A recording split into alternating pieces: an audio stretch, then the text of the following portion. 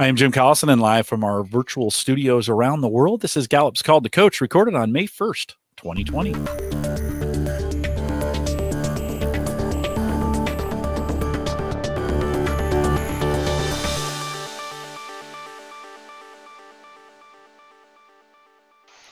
Call to Coach is a resource for those who want to help others discover and use their strengths. We have Gallup experts and independent strengths coaches share tactics, insights, and strategies to help coaches maximize the talent of individuals, teams, and organizations around the world. If you're listening live, we'd love to have you join us in our chat room. There's actually a link on our live page right above me up there that'll take you to the YouTube instance. And there's a chat room either to your right or down below that's available for you. 3 little buttons, pop out the chat, join us in there, ask your questions live. We'd love to interact with you in that way. If you have questions after the fact, you're listening to the recording or the podcast, send us an email, coaching@gallup.com. Don't forget, if you're on YouTube, subscribe to us. That way you get notified whenever we do something new. And you can, if you're starting to listen to podcasts now, all the cool kids are doing that. Any podcast app, just search Gallup Webcast and you'll find us there. Lindsay Spain is our host today. Lindsay's a regional manager here at Gallup. Lindsay, always great to spend a Friday with you. Welcome to Call the Coach. Thanks, Jim. Thanks so much. It's always a pleasure to be here. Well, today I'm thrilled we've got our guest, Steve Allen, with us, a familiar name to many of you, I'm sure. Steve is the Wellbeing Champion at CrossFirst Bank and is based in Wichita, Kansas. He's a key player in making CrossFirst Bank a strengths-based, engagement-focused, and performance-oriented organization. In the past 4 years, Steve has had quite a journey. He has developed a holistic approach for CrossFirst for all things Gallup, in his own words. He actually became a Gallup certified strengths coach in 2016 and has taken countless other Gallup courses along the way. Really too many to name, Steve. If you guys, that's probably best. If you think of a Gallup course, Steve has most likely taken it, and that's amazing.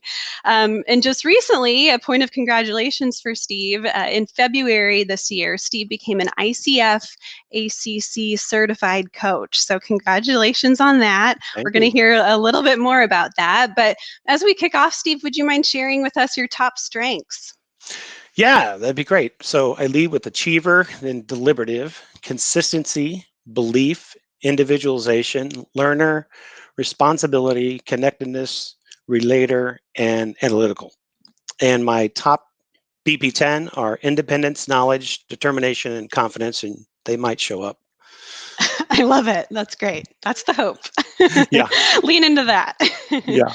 Well, thank you for sharing that. As we really continue on with the success series, Steve's impactful work and huge investment, as we've already talked about behind it all, was something that we really wanted to highlight.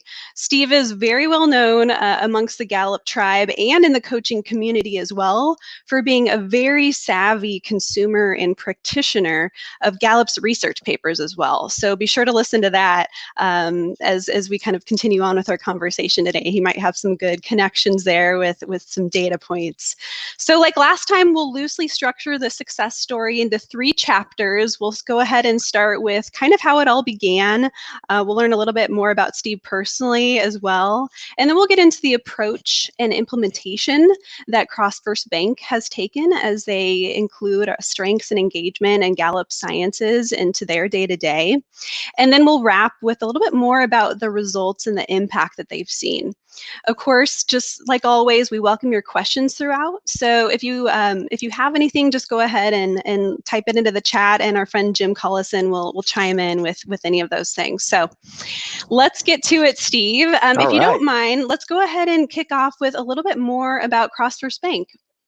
Yeah, so CrossFirst Bank is a 12-year-old bank that started from scratch in Leawood, Kansas, and basically is a bank about trust and about keeping promises.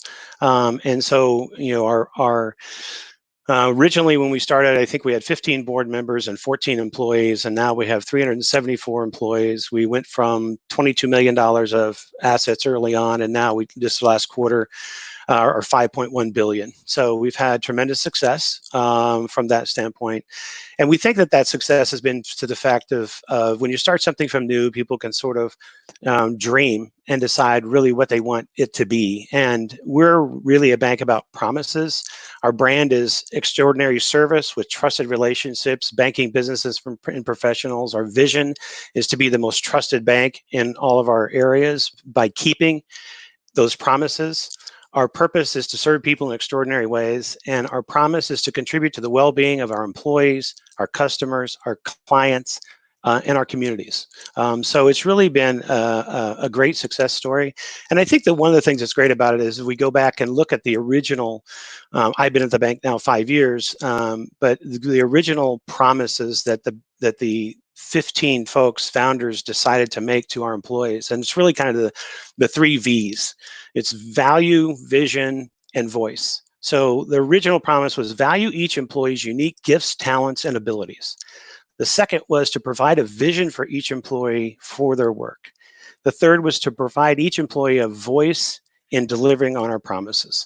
So it's been really kind of a great story, a feel-good story. We have just unbelievable people who work there, just awesome human beings. So it's an awesome place. That's fantastic. Thanks so much, Steve. Well, and I know that you've played a key role in creating it to be an awesome place to work. So I want to hear more about that. But before we actually dive into your work at CrossFirst, we'd be remiss if we didn't talk about kind of your unique path to the bank. So let's hear a little bit more about your unique background. You mean not everybody goes from pediatric cardiology to banking? So I don't know. Yeah, there you go. I know. Yeah. So my first career was, I was a pediatric cardiologist for about 25 years with my fellowship and worked here in Wichita. During that career, I saw about 34,000 patients, and I had about 27 kids who had heart transplants and 2,000 kids who had major procedures done. And I didn't do any of the surgery and stuff. I'm the cardiologist. So I did all the medical work and that sort of stuff. But it was an awesome career. And we were able to really have a lot of great success. And it's been fun since I've become a coach to look back at that success. And when you look at my themes, I might be somebody who's driven by passion and by mission and value and that sort of stuff. And so I like to dream big. And in my practice, I wanted to dream big. And so my vision for the practice was to sort of say, how do the kids around Kansas get the best care that they can possibly get? And we were delivering great care, but how could we make it better? So what we did, we said, hey, what do we do really well? What's the stuff we don't do so great? Who does that great? How can we enlist them to be on our team and sort of bring all this stuff together? And so when we did that, we were able to publish results in our practice that we had one of the largest reductions in mortality, actually equal to anybody in the world, by doing that. And just that whole idea of starting with the passion and bringing those strengths into it, kind of came along and really had this great success. And, towards the end of the career, it just really felt like it was time for us to do something different. And I've always had an internal board of directors. And so we discussed it and really just realized that it was time to sort of do something different. So I had no plans of going to the bank or anything else. The bank had reached out to me because they knew me and said, hey, we're their trust bank, we're a relationship bank, come over and do some development work. And I'm like, I'm not a banker. Are you kidding me? And so this went on and on for a while. About 5 or 6 months after paying my Cobra insurance, I called and said, hey, does this job come with like insurance? So I actually joined the bank for health insurance. And then basically I came in, and I think I'm also the only person who actually negotiated down their salary because I didn't want any responsibilities. So I went from a part-time job to a quarter-time job. Anyway, I got at the bank and started to have success, and they asked me to start a private client group and help manage that. And then at the same time, we were having this great success as a bank and trying to look at, hey, this is a great problem to have. We were 5 years in, we're 2.5 times what they thought we would be. We had all these employees, and what system is out there that we can bring in to sort of help us and scale with us? So we looked at a lot of different systems. Jill, one of my co-coaches, certified coaches at the bank, was one of the first people. And on the board level, it was actually one of the board members who brought the idea of Gallup and said, hey, you need to look at this stuff. You got to remember, it's right after the 2015 report was published on here's all the workplace things and stuff. And what we needed a common language. We need something that was scalable. We need something that was actionable. We need something that would be totally business development related. And that's kind of where this happened. They gave me 3 books one weekend. It was Strength-Based Leadership, Strength Finder, and I forget the third one. But I read them all on the weekend. I called them up on Monday and I go, well, how have I not known about this? This stuff is amazing, right? I have individualization, so here comes the chocolate candy, right? But at the end of the day, I got a call a few weeks later and it said, hey, you and Jill are going to the advanced coaching course to become our certified coaches because we're going to do this. And so off we went. Wow, how exciting. That's fantastic. And I want to dig into more about your strengths journey, but first, what would you say a favorite Gallup question that we have around here is, what do you get paid to do? What would you say, Steve, in your role as Wellbeing Champion, what do you get paid to do? Yeah, that's a great question. What I get paid to do is to help people forget about time. So where they get to come in and they get to work in the way that they naturally work, act, and behave, so that they have flow and engagement. And yeah, it's a great job. It's a great job. I tell people, it's like, how'd you get from pediatric cardiologist to here? And I go, hey, it's not that hard. I mean, if you look in Webster Dictionary, you got heart 1.0, which is the anatomical heart, and you got heart 2.0, which is the emotional heart. I just went from heart 1.0 to heart 2.0 and trying to help, instead of little kiddos, I get to help, our 374 folks. Yeah, big kiddos. From heart to heart. I think that's our title here. Yeah. I love that. Yeah. Great. Well, okay. So you have this buy-in from the board, to go to the course, the accelerated strengths coaching course with Jill. Mm-hmm. What did you think of that class, and what did you do afterwards? Yeah. So I walk in there and literally don't really know much at all, and it was one of the times where you go to courses and you meet these unbelievable people that are taking these courses and that sort of stuff, and they pay their money and they come in and that kind of thing, and then you have this incredible experience. Of course, I have deliberative, so I'm trying to hide in the corner and not be asked anything, and of course we get to that point in the course where it's about here's unusual combinations. Don't I have to have consistency and individualization, right? And we have somebody with this. Why don't you tell us about this, right? But the learning that you had, the stuff, it's just, as most coaches know, all coaches know, you have this emotional kind of connection with this, seeing the science behind it, and all of that stuff that came back. And so my co-partner in the deal, fabulous human being, she actually coached me afterwards because I was going through this transition and stuff. She was doing her ICF coaching, so that was awesome. But then we came back, and really 5 weeks later, 6 weeks later, Jill and I put together an 8-hour course for our CrossFirst University team. And I think that one of the best things that we did right after the course, for me personally, was just start using the material. Just get in there. You're going to feel like you don't know everything. You don't know everything perfectly. It doesn't matter. You don't have to. Just follow the rules. Follow the stuff that's there. And so we jumped into that. We decided to roll it out there. And then over the next 6 months, we came up with a company-wide plan that the first thing that we were going to do is everybody get their strengths, and everybody was going to have a one-on-one, face-to-face strength discovery session with me.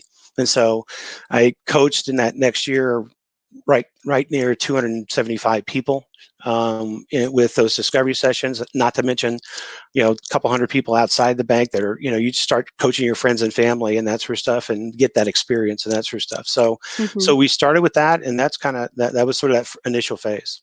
Okay. And then as we continue to get traction within strengths within an organization, I feel like that just tends to give it a little bit more credibility, along the way, maybe a little bit more buy-in. Let's speak to buy-in first, because I know that's an issue as I work with organizations here in the Midwest. sometimes that is a bit of a barrier on the front end. And it sounds like, at least at the beginning, CrossFirst, I know, having been there with you, that there was some pretty instant buy-in, at least from the board, and getting you both to the course. But beyond that, could you talk a little bit about what you needed to do to kind of continue to build that proof of concept within the bank and to kind of keep it going? Yeah, and it was the board and our senior management team, and really the senior management team was sort of leading it, and that's just so critical. When they're talking about it all the time, and when they're saying this is who we are, this is our culture, they're creating that vision for you, and that sort of stuff. It's just so helpful, because it's one of those kind of things where everybody can just sit back and say, hey, this is what we do. This is not something new. Again, this is business oriented, right? So we would tell people, hey, this is business development. We hope the nasty side effect from this is you really feel great about yourself, but the main reason we're doing it is for performance, because that's what it is. It's about performance, right? And the buy-in has to be ongoing, right? It can't just be that one-time done deal. It has to be, this is now standard operating procedure. This is how we do stuff around here. It's our culture, right? And you jump on that Gallup path, and you work your way up and around, and you realize the bottom section of that is about strengths, and the middle section is about engagement, and the top section is about performance. And it's really, really important. I love skeptics. They're fun. They're the best ones. I mean, they're just fun, because it's fun to be able to come in and say, hey, here's why we're doing this. It's not just another assessment. It's really about helping you understand a starting point for how you can be your greatest thing, and we look at it, to be honest with you, we look at it as a gift. And to jump back one step, we use strengths, but we really launched a well-being program. It was really taking those 5 ideas of well-being, going around for each one of the 5. We made 5 promises to our employees around those. And under purpose well-being, the first promise is we're going to invest in strengths. The next one was, learning and development, encourage feedback, set expectations, and appreciation. Those are the 5 that we promised to them. So it was just a piece of this whole broader concept that we took into onboarding. We try to put it into everything we can think of. I love that. Yeah, my favorite thing that you said already was, we hope a side effect is that you actually feel good and like it, Yeah, but it's a that's nasty actually side not effect. the intent. Yeah, nasty side effect. Yeah. But the real intent here, and what our very best partners, like you all, know, is that the point of strengths is that you're seeing some pretty hard-hitting performance outcomes on the Right. other side of it. We hope you love it. We know you will. It's really easy to connect with those words, and it's very easy to connect with each other with those words. Yeah. But we're in the mission of really helping people be more successful, and helping organizations be more successful too. Yeah, and in our situation, we were rocking and rolling. We were engaged. We were using a different engagement tool at that time, and showed that we were engaged. And but we just thought, how do we add on to this? I mean, you don't have to be sick to get better, right? I mean, the fact of the matter is like, how do you hang on to what you have? How do you keep investing in it? If you're not doing something going forward, you're probably going backward, right? And so, how do you take that next step forward? Where is that going to come from?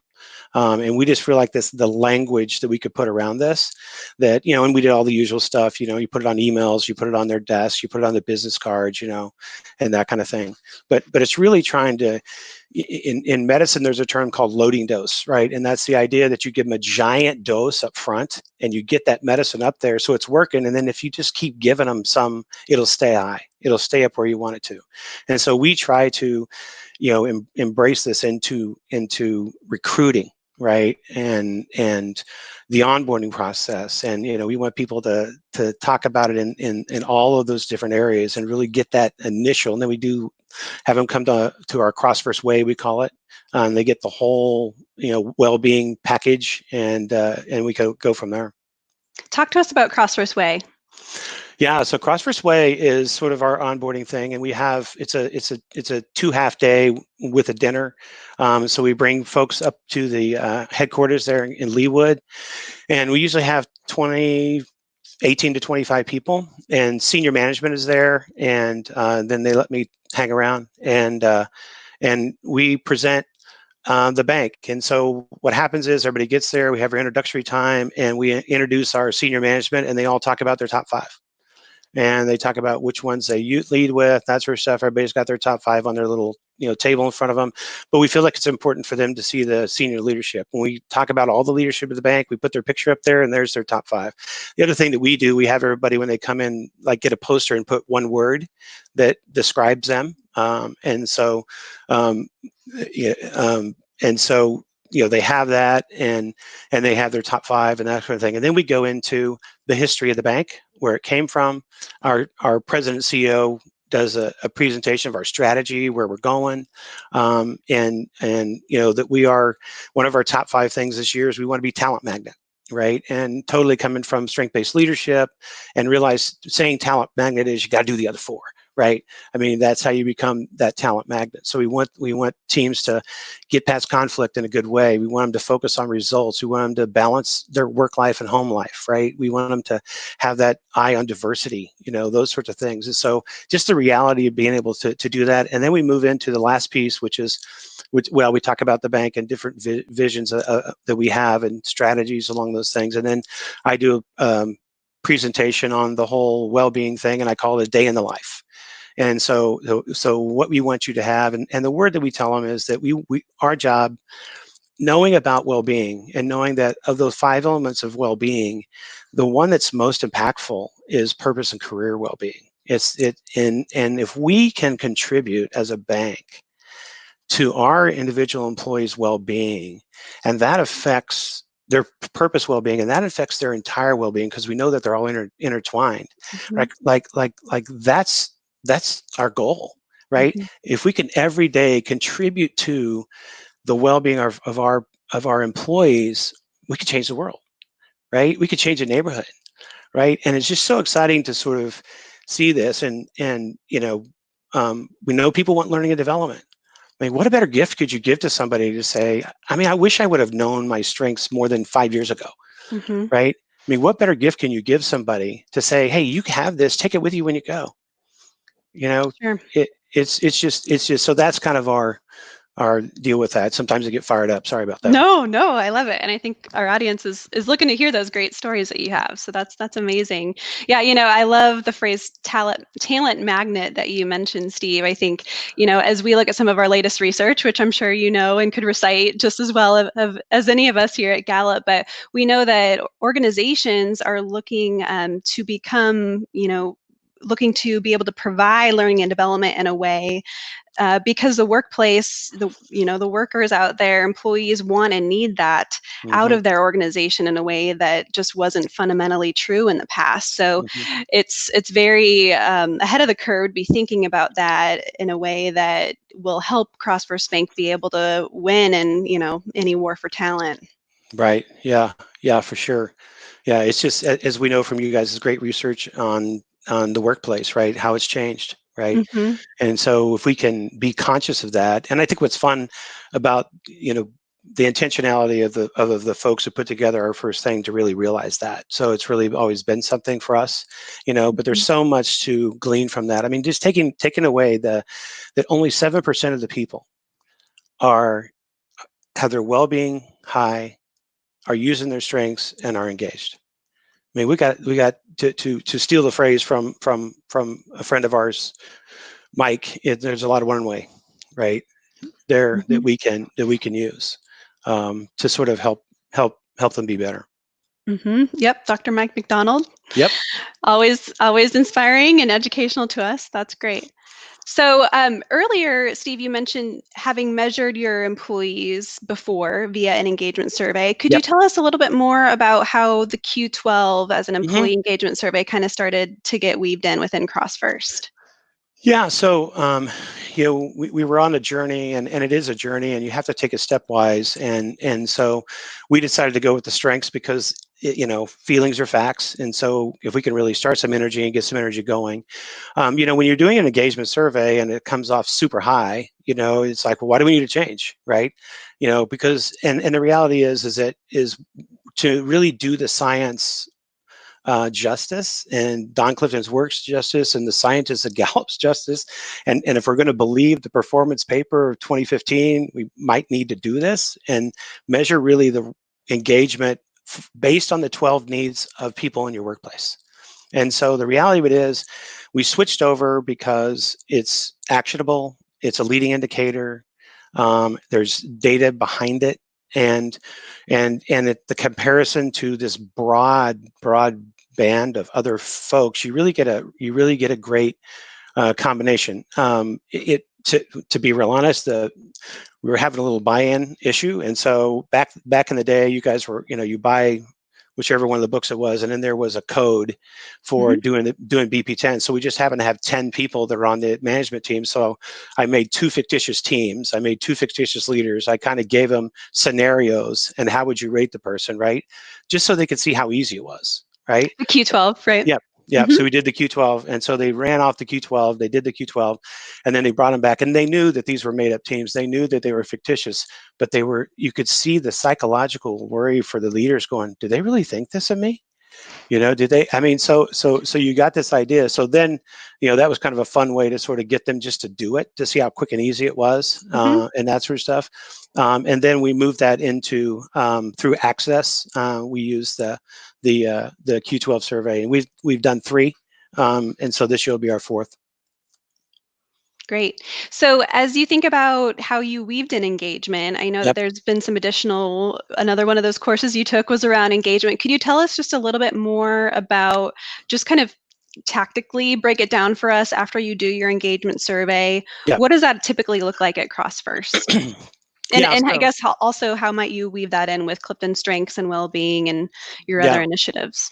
Yeah, and so basically for us, it's been we tried some things and move forward. So first year we just kind of let people get there. I went around to all the leaders of our banks and stuff. We had some education around what it is, showed them their scores, and then let them have sort of state of the team conversation. So here's what it is, here's what we did really well at, what do you think contributed to that, how do you think we could do more of that, that kind of thing. The second year, kind of similar. This last year, Kay and Jill, and Kay is our other certified coach, who's fabulous. I mean, and I have to take a moment and say it's just so great having a multiplicity of coaches, because we all bring, I know we're talking to coaches here, we all bring different strengths, and we all have different things. Like going back to that first class where we did in the CrossFirst U deal, Jill is just she's just like a fabulous facilitator. She's just absolutely gifted at it, right? And Kay has her talents, and I do what I do. And so just having that interplay. But this last year we had, because we really wanted to get that state of the team thing down. So Kay and Jill went around with every team in the bank and did a state of the team with them. So here's our scores, here's kind of what we mean, talk through that. Here's our objective we want to do. Hey, which one of our strengths are going to be after that? And it's like so many things that when a lot of companies are entrepreneurial, they want to try to do their things, but if you just read the instructions, it's pretty simple, to have these things, because it's not about the score, it's about what the score raises. It's those conversations around that, and to be real honest with you, that's one of the barriers, because you have to get past people always wanted to go to the low score. Like I want to hop to the low strengths. You gotta say, hey, let's go do more of this. What if we did more of that? Right. And from that standpoint, and not try to make it 50 goals, just get one, right? What's the effect if we just get this one done, kind of thing. Yeah, exactly. Yes, I love that you got a chance to acknowledge your great partners, Jill and Kay. I know they've been there every step of the way with you, and they're certainly key to your success. Well, one of the things that I've talked about before on this success series is that my personal favorite thing ever is when our clients get to really dive into our science and our tools, but then they bring that to life in their own way within their organizations, and they come up with really, really neat and creative ways to bring it to life in an authentic way, so that it doesn't feel like a thing that we're doing, from Gallup, but it truly is, woven into our culture. In a powerful way. So, Steve, I know you have countless numbers of examples of ways that you've done that within CrossFirst. I'd love for you to share a couple of those examples with our listeners. Yeah, that's fun. So, we do our internal sales course, and so it's called Boot Camp, and it's run by our president CEO, and we do 8 or 10 or 12 people at a time, and it's again 2 half-day overnight kind of deal. And so, when you start going around Gallup and start looking around, all of a sudden you realize, hey, they got a book on sales. I mean, they got the strength-based sales book, right? And so we dove into that and that kind of thing. So when the folks come, we give them a copy of the book ahead of time. They have to read it, and then they come back in, and then we go over for about an hour and a half or so the philosophies of what's going there, and we start to point them towards the specific things in sales. So how do you prospect? How do you develop centers of influence? How do you, in soar with your strengths, the number one thing that says you're a great salesperson is you ask for the business, right? How do you ask for the business, right? How do you do those things? And so we kind of talk those through. We also, in that time, we use the 4 domains, actually. And we say, hey, we know everybody leads in one of these domains, right? And so how do you ask a question that's in the relationship domain? How do you ask a question in the strength base and look for the response? Because if you just start to look at the response, you're going to see so that they might, maybe you ask them, hey, what's you guys' best way that you create your strategy for the future? And if you see them light up, just keep hammering those questions because you're going to make that connection because it feels good to people, right? Mm-hmm. And being able to do that. And then after the course, because all these courses that I went to, Gallup seems to always offer an hour of coaching. So I thought, well, that must be a good practice. And so after the course, we let them, it's all voluntary, that they can sign up for a coaching session where it's specifically around their strengths and the objectives around sales and where they think they are.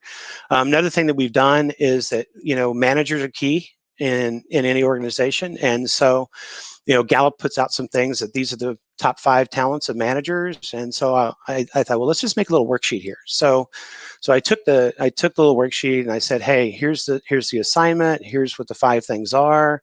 1 to 5, grade yourself. And after you grade yourself, then say, hey, what themes do you really think you use really well here? And what themes might get in your way here? And then we come together and we coach around those. So they've had this idea of doing a little self-awareness around where they are. I mean, we know that 1 in 10 people have the natural talents for being a manager, and 3 or 4 out of 10 can get a few of them. And I tell them, hey, I think I maybe have 3. So the fact of the matter is how do you get in there and then, help them in those areas where it's like, okay, who's your best partner for that, right? How can you? Who else do you know that does that well? Right? What other theme could you use, right? All those kind of things that we know about weaknesses, recognizing it, taking responsibility for it and finding a strength-based way to deal with it, right? And diving in those. The other thing that we've done is everybody who comes in for the CrossFirst Way, we give them a copy of the Wellbeing book. And in the back of that is a code. And you can go to the Wellbeing site, and we talk about how they can use that in their well-being. So they can take the assessment that's there. They can see where they're at. They can set up a program if they want to. They can come back to it and reassess and those kinds of things. So, and the other thing that we did was we took a group of a couple of our bankers came to me and said, hey, Gallup just put out this paper about culture. One of the little flyers that came out. And it's just got a really great stuff in there and that kind of thing. Hey, what if we got a bunch of CEOs of nonprofits to come in, and maybe you could talk through this with them, and then at the end of the deal, we gave them all a copy of It's the Manager, so that they could have that to take back, and then be something that would be of value to them, and also for something that we could come back and sort of say, as the bankers, follow back up with them and that sort of stuff. Hey, what'd you learn out of there? What really jumped out of you, right? And to have a leading thing, because it's such a great book. Gallup Path is in there. The strengths, engagements, all in there. It was really cool. Somebody wrote that book. So yeah. That's great. Thank you for sharing those stories. Well, I know that you touched briefly on the fact that you have surveyed around your engagement via the Q12 for the past few years. Let's get into that third chapter of our story here, where we're talking a little bit about, given all the great work that you've done with Jill and Kay and other key partners, all the great ways that you've really brought strengths and engagement and well-being, performance development to life at CrossFirst. What are some of the ways that you've seen that in the way of results and metrics? Yeah. So on my contract, since I'm a doctor, they don't let me touch the money, and I can't talk about numbers, so I have to read this. But 24 consecutive quarters with record operating revenue. So the main reason we did this was we had a great engine going, and we needed something that was going to come on and help us sustain it. And we really feel like that the common language, the scalability, the being about performance, the proactive nature of Q12 being a leading indicator towards where we really wanted to go has all really helped contribute to that.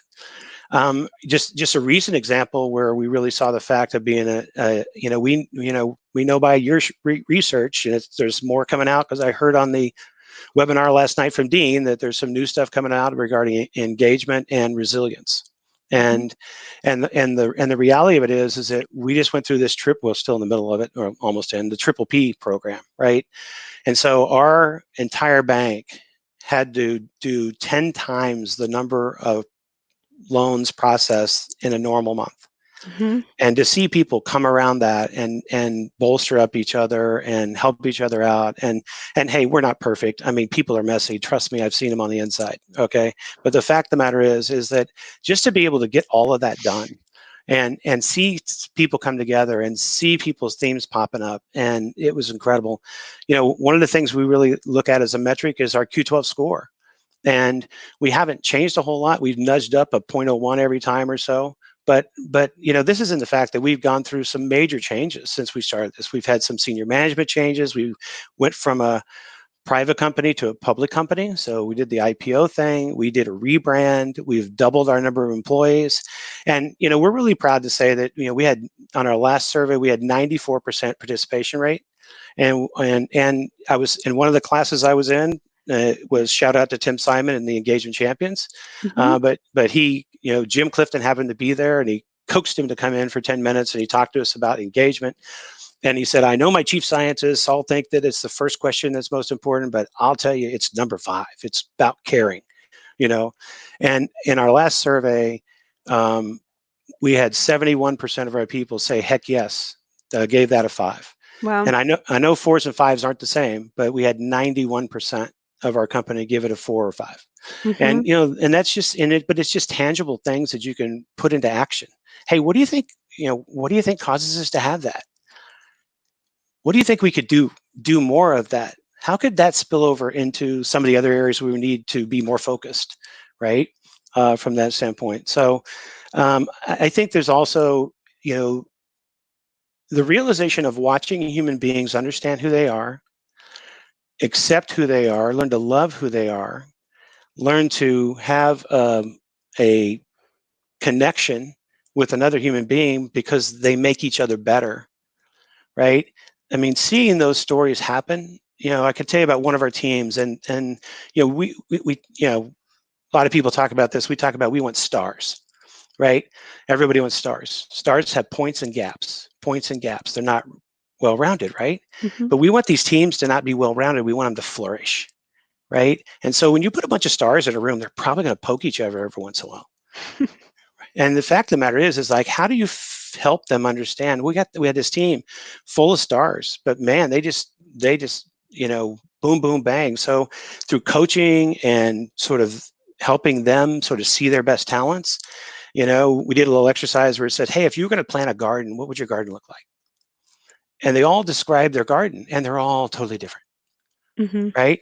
And then the other people can see, and they start to have this understanding. It's like, hey, wait a minute. So when I need to get this thing pushed through, your cactus plant might help, right? And when I need to soften this up a little bit, your tulip area is probably better, right? And they start to sort of see how they can use each other and how they run against each other. And I know there's hundreds and thousands of stories of coaches around with that, but it's seeing people come to work and kind of go, you know what? I'm going to use my maximizer today because I just know it'll work. And having that time where they get that appreciation, thrown on top of it, and seeing people, actively trying to catch people doing right, and seeing people do that. But hey, listen, we have areas of the bank that are better than this than others, right? We have some areas that have better buy-in than others, and by the way, it's the manager has such an effect, around that, so. Yeah, that's great. Both qualitative and quantitative impact. So those are some great impact stories for sure. Well, as you think about what's next at CrossFirst Bank, Steve, and then I actually want to get into some just personal things about your Yep. own learning and your ICF path. Yep. But as we just kind of bring the CrossFirst story to a close, what's ahead for you in the way of bringing Gallup tools and sciences to some of your initiatives?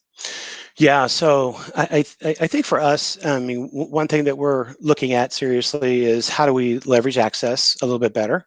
Mm-hmm. I think how do we leverage BP10 better and move that forward. It's really we've had a focus and more of a focus because we brought in the whole performance piece this year, and so we're re-engineering performance management. If you haven't read it 20 times, get it again. In fact, the matter is that is trying to bring in those 5 conversations, how we do them well, the constant feedback, the developmental mindset, the coaching mindset, in the moment, future-oriented development, that quick connect. Quick connect might be the best thing in that whole deal because you can tell them, hey, by the way, you get the biggest bang for your buck for your engagement if you do this. And the more you do it, the better off you are. And hate to quote you guys back again, but frequency reduces fear, right? So the fact of the matter is that the more we do that, and just having those kind of things. So a focus on the managers and manager development is going to be something that we're going to follow into. And this is a process. I mean, we've only been doing this a few years, and I live it and breathe it, and maybe have some passion towards it. Not everybody does, and so how do we sort of get that? And I think this, when I feel like we're moving forward, is that you start to see spontaneous conversations around strengths and engagement and performance that we don't start. Mm-hmm. That it's coming from the inside the organization and the individuals and that kind of thing. Sure, truly organic at that point. Absolutely. Mm-hmm. Well, so as you shifting gears now, I know that you have a really interesting kind of story around your ICF certification path, in that you, I believe, completed all Gallup courses and even did Gallup coaching Yep. to achieve that. And I know within the coaching community, some are interested in ICF, some have already gone and achieved certifications with that entity. So talk to us a little bit about that. I think that's a unique piece for sure of your unique story, Steve.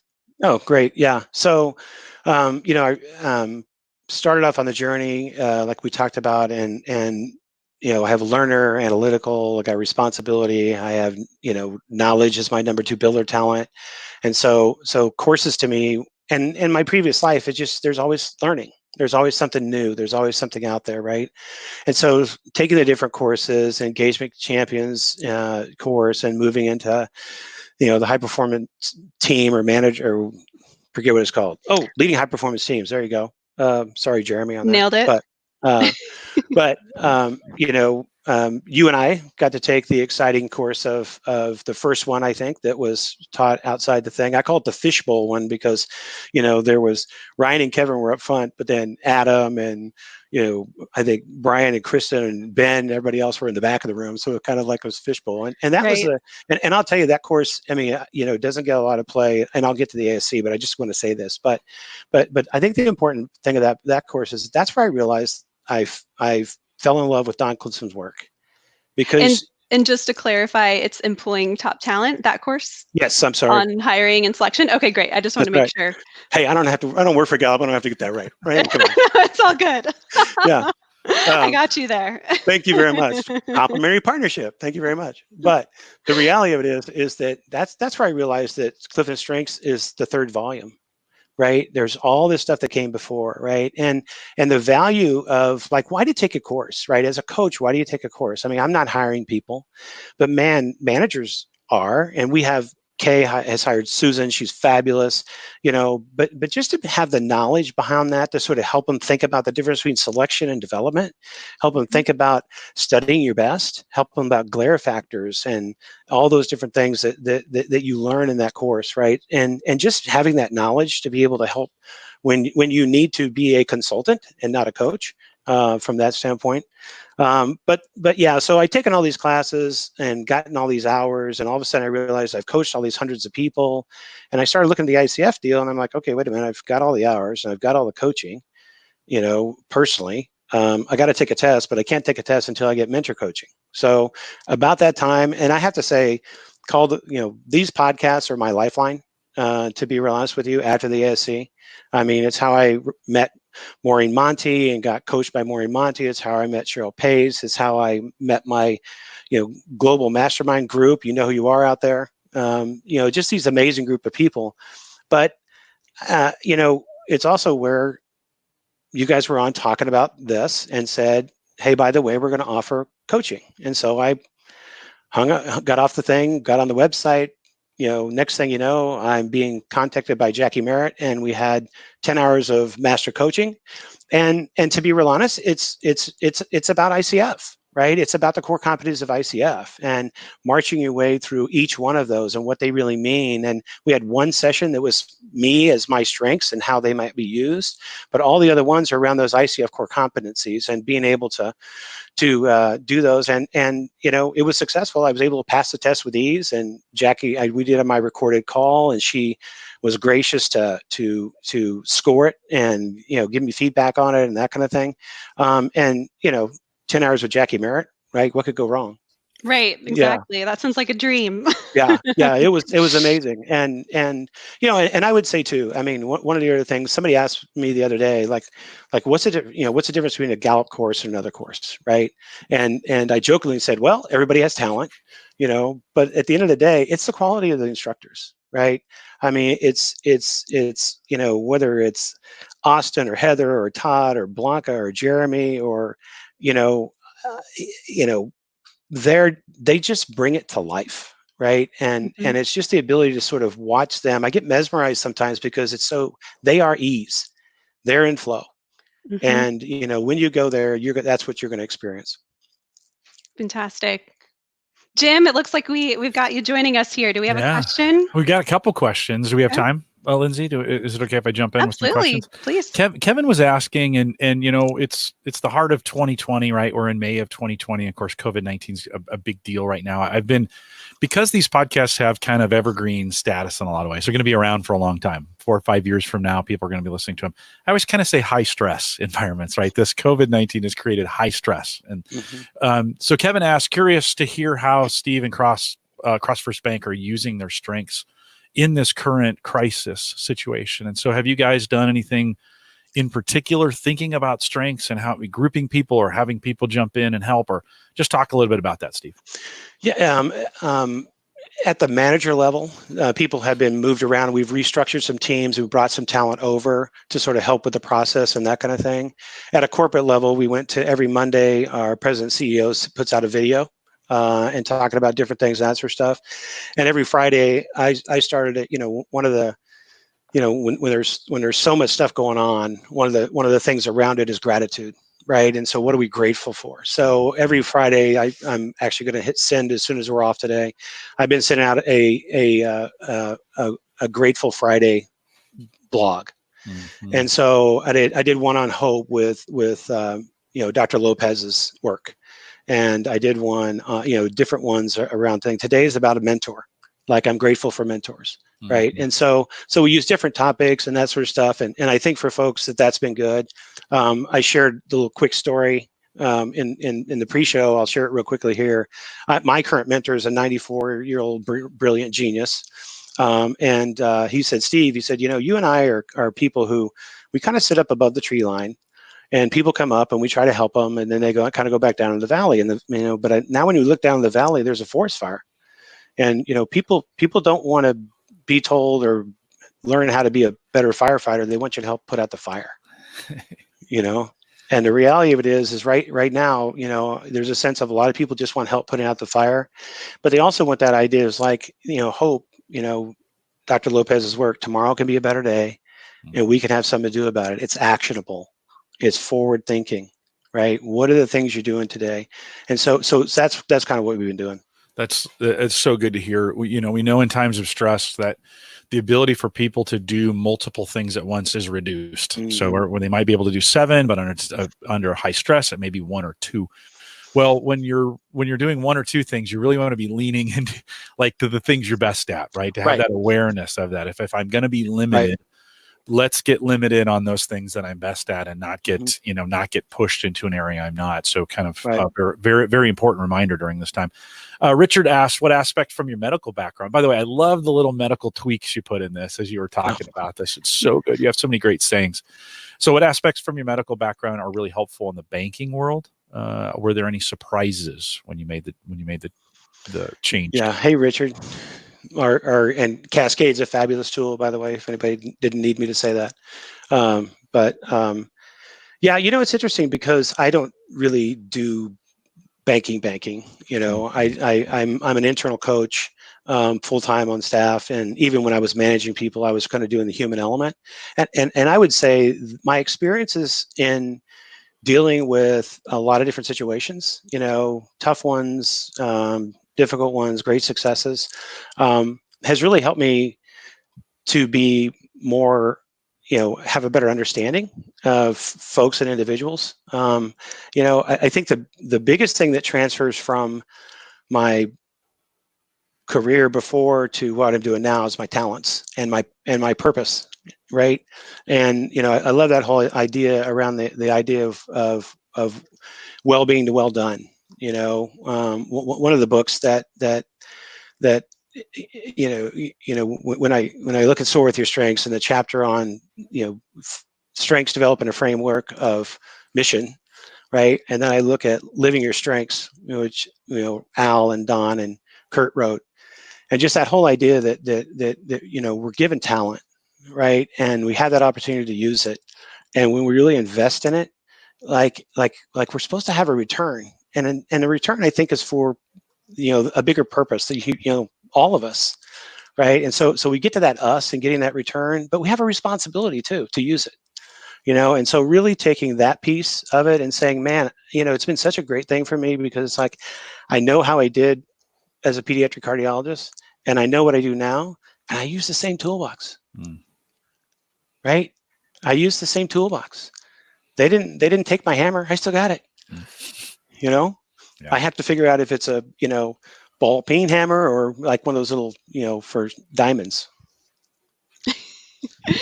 It's such a good example, and I think M. Davidson in the chat room saying this as well. He's wondering if Steve has seen evidence of Heartwork on people he leads. Have they reported improvements in health and well-being and career? We talked a lot about a well-being, and it may be the best kept secret here at Gallup right now. Although we are going to be doing, I think, a bunch of work on well-being here as we think about Q3 and Q4 of this year. But what physical changes in people? Have you seen some of that as well? Well, they're all interconnected, right? And so they all affect each other and that kind of thing. And I think that the more people can be engaged and enthusiastic about their purpose, well-being, it tends to pull that number up. We know it's not your body surface area. It's the enthusiasm you have for working out. It's the idea that, it's about energy. How much energy do I have? How much connection do I have to my community? And so we've definitely seen people. We haven't measured it scientifically. So, coming from the science world, I can't really make any, but observationally, when we see people who've had those effects on that, it's moved them forward. One of the things we do at Gallup, we have a fitness center. We have 2 folks whose job it is to kind of make sure we are as fit as we can possibly be and just kind of care about us. And we know that makes a difference. I mean, in the 13 years I've been at Gallup and have kind of focusing on my own physical well-being as part of that, has been the healthiest 13 years of my life. Like I don't struggle where maybe I used to, and it's allowed me to be more productive. It's allowed me to probably do more than I would have in the past. Are you getting kind of similar feedback from folks? In other words, you get them engaged, they're doing a job they love, you have them in flow, their time is maybe running away from them, and I've noticed sometimes there's some worry that you're doing too much, and yet if you're getting the physical well-being part right with it, that can be a little difficult to do too much. Have you Yep. seen that in your work? Yeah, we've, and again, to full transparency, aspirational goals and reality goals, right? You know what I mean? There's a gap, and that kind of thing. And those people I think the folks who've really bought into it, right? I mean, that they're seeing some changes and that kind of thing. But we have to come back to the whole, and that's why, connectedness, right? So somehow all this stuff has to fit together. But at the end of the day, it's like a great team balances that work and life, and I mean, integrates it, right? And so part of that integration is that piece. And so, I mean, one of the things, I mean, just, I can speak personally for me, is I made this year's goals around my well-being things, and I'm going to exercise for energy, right? And so, we got the Peloton bike, and as of this morning, I'm 56 pounds lighter, Yeah. Wow. Nice. So, yeah. Good So, work. That. so Congratulations. that's been over like I didn't do it in a night. It was like, it was healthy, 14 months. I mean, Sure. Yeah. That's pretty great. And Well, we definitely need to get you added on Peloton. Yeah. Well, and physical well-being is just one aspect of it. Right. If we think, right, there's the 5 elements that are in there, and so it's really a focus on the whole person and those things that may cause stress and in the community and their financial well-being and some of those pieces as well. Lindsay, unfortunately, God, we've had some great content here. This is probably for most people worth listening to again with a pen and paper and some great opportunities. Steve, you've mentioned a lot of things as well, as far as a lot of our books go and a lot of our products. You mentioned Shane Lopez, which you can find him on our site. You can Google him as well. But so there'll be a lot of links. I get Mark working on some of the links in here as well. They'll be in the full transcripts when we produce this. Lindsay, let's thank Steve and kind of wrap it up. Yeah, absolutely. Well, Steve, thanks so much for joining us today. Thank you. What I really like about this success story is your unique ability to convert Gallup's content into true outcomes. I think that's really what gives you so much credibility as a coach and a partner to so many. In a very authentic way, you bring your themes to anyone that you coach in the bank, and we really thank you for that. Thank you.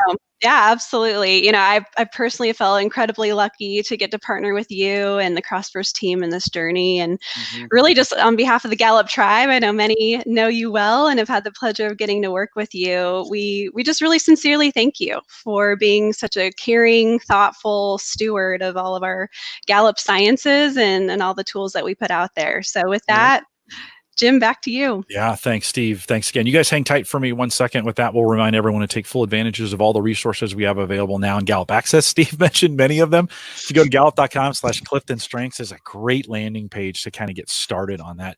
Don't forget, if you're looking for anything, there's a little search button up in the when you go to gallup.com. There's a little search button up there.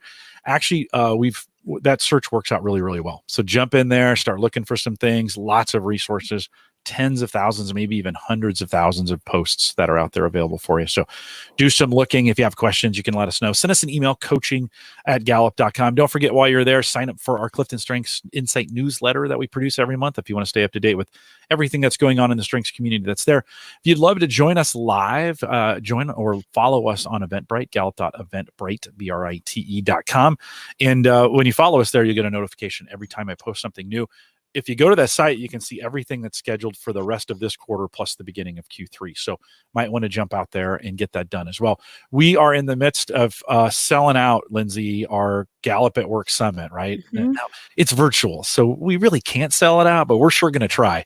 Everybody can join us from around the world, virtual sessions. It's going to be awesome. You're not going to want to miss it. GallupAtWork.com. You can just register right there. Everybody can get in. You don't have to travel. It's going to be incredible this year. We'd love to have you do that as well. Full agenda has been released. Everything's available for you. No reason not to get that done. Time is getting short, so you might want to jump in there, sign up for the summit today. If you want to join us in our social groups, head out to facebook.com/groups/calledthecoach if you want to do it on Facebook. If you're not a Facebooker, and that's okay. If you're on LinkedIn, you can head over to Clifton Strengths Trained Coaches. Just search for that. You'll find the group. I'll let you in as well. We want to thank you for joining us today. We're short on time, so no post show if you're listening live, but we want to thank you for joining us. With that, we'll say goodbye, everybody.